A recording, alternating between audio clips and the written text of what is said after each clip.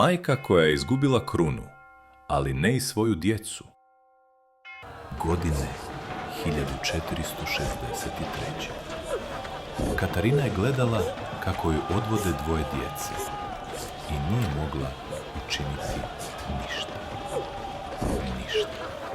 Njena djeca su odrastala u tuđem dvoru, u odjeći, jeziku i običajima koji nisu bili njihovi.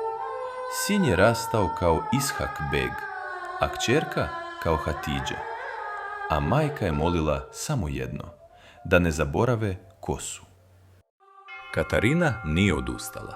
Slala je pisma preko Dubrovnika, molila Franjevce, pisala papi, tražila svoju djecu po cijeloj Europi. Godinama je živjela s jedinom mišlju, da će ih možda još jednom vidjeti, ili bar čuti da su živi. Znala je da se više nikada neće vratiti u svoju Bosnu. Ali prije nego što je izdahnula, položila je ruku na srce i šapnula Franjevcu svoj posljednji amanet. Ako se moja djeca ikada vrate, vrati im Bosnu.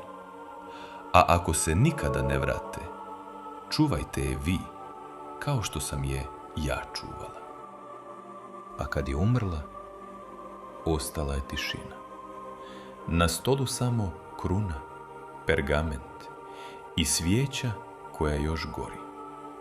Bosna bez svoje kraljice, ali ne i bez njenog amaneta. A kruna ostaje Bosni, jer ono što je pokušalo nestati, postalo je vječno.